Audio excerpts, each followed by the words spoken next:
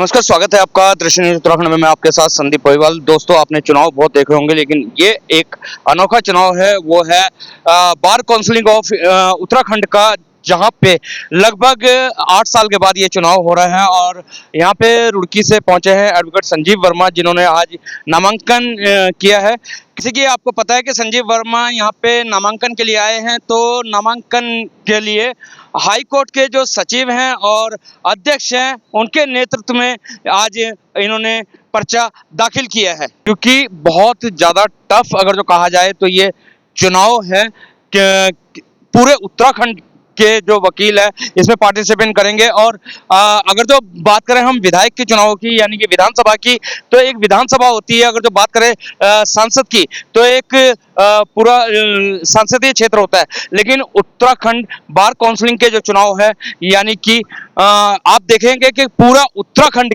में इनको दौरा करना होता है। तो ऐसे में बहुत ज़्यादा थकान भी होती होगी। और इस समय हम मौजूद है कार्यालय हाई कोर्ट में, जहां पर संजीव वर्मा जी पर्चा दाखिल करके आए हैं। संजीव वर्मा जी, बार काउंसिलिंग के चुनाव लगभग ये 8 साल के बाद हो रहे हैं। सबसे पहले तो इस पर जानेंगे कि ये इतनी लेट क्यों हो रहे हैं, क्योंकि अगर तो कहा जाता है बार काउंसिलिंग के हर 5 साल बाद चुनाव होता है, तो इस साल ये लेट क्यों? इसका अभी तक तो मुझे पता नहीं, पर अगर अब मैं जीत जाऊंगा तो तब उसका पता लगेगा उसका क्या कारण है कि कुर्सी छोड़ने को जी नहीं करता जो कुर्सी पे बैठ जाता है।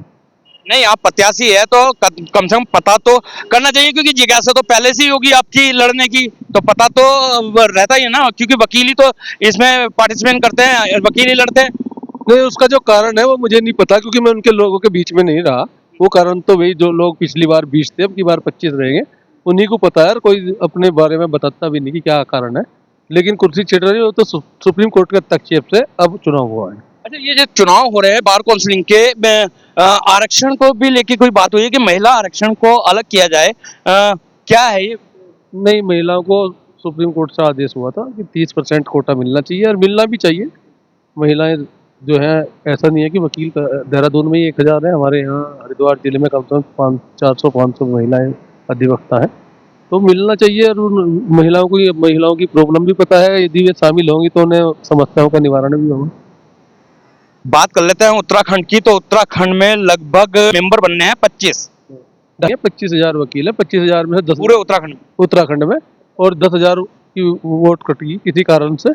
और स्टैंप जो चुनाव में जो वोट डालेंगे वो 15,000 के लगभग है। तो 15,000 है, लेकिन सभी जगह है। जोशीमठ, उत्तरकाशी, बागेश्वर, अल्मोड़ा, नैनीताल, चंपावत, सभी जगह वकील है। वकील चाहे कहीं पे 10 हो, चाहे 20 हो, चाहे 100 हो। देहरादून में तो 4-5 हजार है, लेकिन सभी के पास जाना भी पड़ेगा। सभी का प्रतिनिधित्व भी करना है, तो सबसे मिलना भी चाहिए। संजीव वर्मा जी, अगर जो चुनाव की बात कर लेते हैं, चुनाव होता है, चाहे विधानसभा का हो या सांसद का हो, कहीं ना कहीं इस वजह से भी लड़ा जाता है कि हम अपनी विधानसभा का सुधार करेंगे, हम अपनी संसदीय क्षेत्र का सुधार करेंगे। लेकिन यह है बार काउंसिलिंग का। ऐसे क्या मुश्किलें हैं वकीलों के आगे, जो मेंबर को बना के पहुंचाते हैं आगे कि वो हमारी समस्या को उठाएं आगे? तो क्या ऐसी समस्या है वकीलों की? वकीलों की तो बहुत समस्याएं हैं। आजकल वकील जो है शासन प्रशासन की किरकिरी बंधे हुए हैं, और सब जगह तो होल्ड इन्होंने कर ही लिया है। एक अधिवक्ता परिवार ही बचा हुआ है। तो समस्याएं तो ही, अगर जो आप कहीं भी किसी काम से वकील जाएगा तो उसको गलत तरीके से बात की जाती है। तो उनकी व्यक्तिगत भी समस्याएं हैं। उनकी जो नए युवा वकील आ रहे हैं उनकी चैम्बरों की समस्या है, और सीनियर जो है उनकी पेंशन की समस्या है। तो उससे तो कोई नहीं है कि सबको पता है, लेकिन मेरी कोशिश रहेगी। और एक लोगों को आशा भी है कि मैं समस्याओं को ही समाप्त करने को आ रहा हूँ, लेकिन यहाँ से कई बार का पैसा कमाने या बाहर का शोषण करने के लिए। तो संजीव वर्मा ने साहब कह दिया है कि मैं यहाँ पे भला करने के आ रहा हूँ, ना कि बाहर का पैसा कमाने के लिए। तो यहाँ पे हमारे साथ हाईकोर्ट के वकील आलोक वर्मा जी भी हैं। आलोक वर्मा जी, आप क्या कहना चाहेंगे इस चुनाव को लेकर? इस चुनाव में देखिए, मेरे पिताजी लड़ रहे हैं, और हमें नैनीताल, देहरादून, रुड़की, हरिद्वार सभी जगह से सपोर्ट है। क्योंकि मेरे पिताजी ने बहुत किया हुआ है लोगों के लिए, और साथ में उनके हर टाइम सुख दुख में खड़े रहते हैं। तो उम्मीद है भारी मतों से जीतेंगे, और शुरू के राउंड में जीतेंगे। और जब भी पिताजी जीतने के बाद हम वादा करते हैं अधिवक्ता परिवार के लिए सबसे आगे खड़े रहेंगे, और जो भी हो सकता है अपने से ज़्यादा उनको उनका पूरा सहयोग करेंगे। आलोक जी, आप हाई कोर्ट में प्रैक्टिस करते हैं, हाई कोर्ट से ही सारी रणनीति चलती है। जैसे कि अभी बताया है संजीव वर्मा ने कि 25,000 वोट थी, लेकिन 10,000 कट गई है। 15,000 वोट में से 25 आने, ये सबसे पहले तो ये जाने कि 10,000 वोट कटी क्यों है? देखिए, इसमें कोई हाईकोर्ट से ऐसी रणनीति नहीं चलती, इसमें पूरे उत्तराखंड के मेंबर्स होते हैं। सभी जगह जैसे देहरादून, हरिद्वार, वो अलग एक रूल है, तो वो इलेक्शन उन्हीं के द्वारा कराया जाता है। और रही बात 10,000 वोट, सुप्रीम कोर्ट ने जब आदेश किया था तो उसमें एक कह दिया था कि डिक्लेरेशन फॉर्म जमा करना होगा। वो कुछ अभी लोगों को ज्ञान भी नहीं था, जिस कारण से ये कटी हैं। कुछ थोड़ा सा हुआ है, अभी जागरूक नहीं हो पाए थे ना।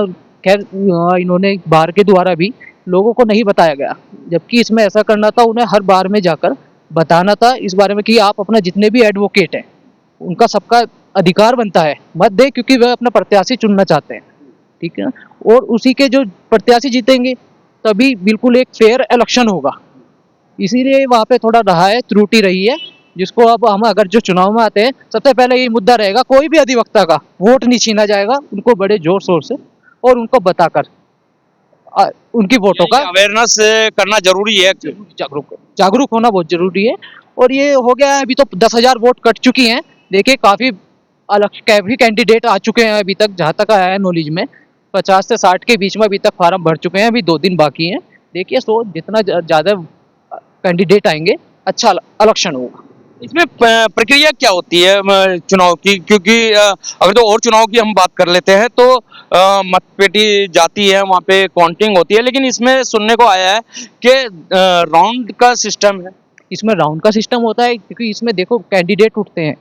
इसमें अब जैसे सुप्रीम कोर्ट ने कहा है पहले 20 मेंबर का था, अब 25 हो गए हैं, 30% रिजर्वेशन हो चुका है, ठीक है ना। तो उसके बाद अब कैंडिडेट होंगे, इसमें प्रेफरेंस दी जाएगी। पर बंदा, जहाँ तक उम्मीद है, 20 बंदों को चुन सकता है, first, second, third, fourth, fifth के अकॉर्डिंग।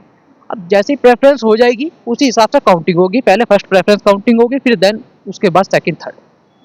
जी, तो यहाँ पे हमारे साथ आप देख सकते हैं कि बहुत सारे वकील हैं। यहाँ पे चौहान वकील भी है। सबसे पहले तो ये जानना चाहेंगे, आप भी वकील हो, किसके सपोर्ट में यहाँ पे आए हो? नेचुरली है संजीव वर्मा जी के साथ खड़े हो, लेकिन एक मत होता है कि खड़े हुए किसके साथ है, लेकिन सपोर्ट किसी और का। नहीं, ये तो जाहिर सी बात है, संजीव वर्मा जी भाई साहब के साथ आए हैं और उनको ही सपोर्ट करना है। एक अच्छे कैंडिडेट हैं, अच्छे व्यक्ति हैं। क्या गुण देखते हैं आप संजीव वर्मा जी? संजीव वर्मा में सबसे बड़ा गुण यह है, ये दिन नहीं देखते, रात नहीं देखते। अधिवक्ता हो या वैसे समाज का व्यक्ति हो, उसके साथ 24 घंटे तत्पर खड़े रहते हैं। अगर कोई झूठ से फोन कर देगा, भाई साहब मुझे इस चीज की परेशानी है, वो तुरंत उसके साथ खड़े हैं। दुख में, सुख में, ये सबका साथ देते हैं। जैसे रुड़की से आए हैं, रुड़की से अगर तो सूत्रों की माने लगभग 10 नाम आज यहाँ पे नॉमिनेट हुए, 10 जनों ने पर्चा भरा है। ऐसे में टफ नहीं हो जाएगा? नहीं, ऐसा तो देखो, चुनाव तो कोई भी हो, टफ तो सारे ही होते हैं। हर कैंडिडेट अपना आपको जीता हुआ मानता है, लेकिन जनता जिसके साथ है, कैंडिडेट वो जीतता है। मन में विचार करने से कोई कैंडिडेट नहीं जीतता। मन में विचार करने से कोई कैंडिडेट नहीं जीतता, क्योंकि जिसके साथ जनता है वही कैंडिडेट है। यहाँ पे हमारे साथ एडवोकेट अभिषेक वर्मा हैं, उनसे भी जान लेते हैं। अभिषेक जी, आप युवा हैं, मेरे ख्याल से नया बैच है, क्या मानते हैं इस चुनाव को? पहले मैं आपको ये बता दूं, युवा तो मैं हूं, पर मुझे 18 साल हो गए प्रैक्टिस करते हुए। और ये लगते नहीं हो भाई साहब। और ये इलेक्शन मेरे सामने 2 बार ऑलरेडी हो चुके हैं। मैं इस बार इलेक्शन में तीसरी बार वोटर का रोल निभाऊंगा। और 2 जो टीम्स बनी है लास्ट 2 बार से, मैं उनको पूरा देखता हुआ आ रहा हूँ। उन्होंने अपने पिछले कार्यकाल में कोई काम नहीं किए, और इस बार हम लोगों ने, ये युवा ने खासतौर से ठान रखा है कि जितनी पुरानी टीम्स थी हम उनको आउट करेंगे, और हम एक नई टीम जिसमें हमारे संजीव वर्मा एडवोकेट जैसे कैंडिडेट्स होंगे, हम उनको लाना चाहेंगे, ताकि वकीलों के हित में बहुत सारे काम जो रुके हुए हैं वो हो सके। तो युवाओं ने तो ठान लिया है कि संजीव वर्मा जैसे कैंडिडेट को जिताना है, क्योंकि जो पुराने कैंडिडेट थे, थे उन्होंने नहीं किया।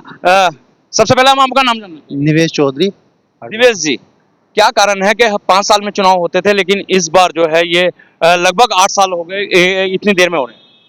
ऐसा है, पिछली बार जो भी इसमें मेंबर थे, या तो उनको ऐसा लग रहा था कि हमें मलाई खाने को मिल रही थी, और 8 साल हो गए, हर 5 साल बाद ये चुनाव होते हैं, तो उनकी आपस में कुछ मिली भगत होगी जो उन्होंने इतना लेट ये चुनाव कराया है।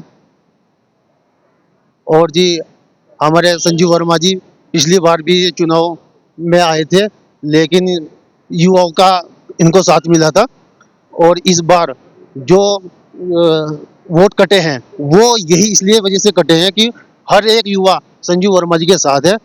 ये इस बात देख के ये वोट जो लिस्ट लगी है ये इसलिए काटे हैं इन्होंने। इसीलिए शायद काटे हैं। आप क्या कहना चाहेंगे जी, बार काउंसिलिंग के चुनाव में क्यों लेट हुए हैं चुनाव? एक पद होता है, पद को छोड़ने के लिए भी टाइम लगता है। हो सकता है कुछ ऐसा हुआ हो कि जितना भी डिले हो सकता है ये जो है पद इसको किया जाए, कुछ कारण कोविड का रहा है, कुछ कारण जो है हो सकता है कि पद को रखने के लिए हो सकता है। लेकिन जो आने वाले कैंडिडेट है हो सकता है इस चीज़ को सुधार में लेकर आएंगे कि आगे से ऐसा ना हो। तो आने वाले कैंडिडेट जो है इस चीज को सुधार में लेके आएंगे। आपको बता दें, बार काउंसलिंग उत्तराखंड हो या किसी भी राज्य का हो, ये इतना टफ चुनाव होता है क्योंकि पूरे प्रदेश में घूम के जो कैंडिडेट है उनको वोट मांगनी होती है। और आपको बता दें, उत्तराखंड के अंदर 25,000 वोट हैं लेकिन 10,000 कट गई है। क्या कारण मानते हैं ये जो 10,000 वोट कटी है? ये जो है लोगों की थोड़ी सी जागरूकता की कमी रही है, इसमें सही से प्रॉपर लोगों को पता नहीं चल पाया कि भाई क्या करना है, फार्म भरना है, किस तरह से भरना है, उसी वजह से वोट कटी है। तो वोट कटी है, कहीं ना कहीं कैंडिडेटों को इसका खामियाजा नहीं भुगतना पड़ेगा? खामियाजा भी भुगतना पड़ेगा, फायदा भी रहेगा। भाई कम वोट रहेंगे, सभी ज़्यादा से ज़्यादा मतदान होगा। जो नहीं आते थे, जो रेगुलर प्रैक्टिस में नहीं है, ज़्यादातर उन्हीं की वोट कटी है, तो फायदा भी रहेगा इसमें। तो नुकसान हुआ है लेकिन ज्यादातर फायदा बताया है। तो इसी तरीके से और भी अपडेट हम आपको देते रहेंगे। जब तक के लिए दीजिए इजाजत। जय हिंद, जय भारत, जय उत्तराखंड।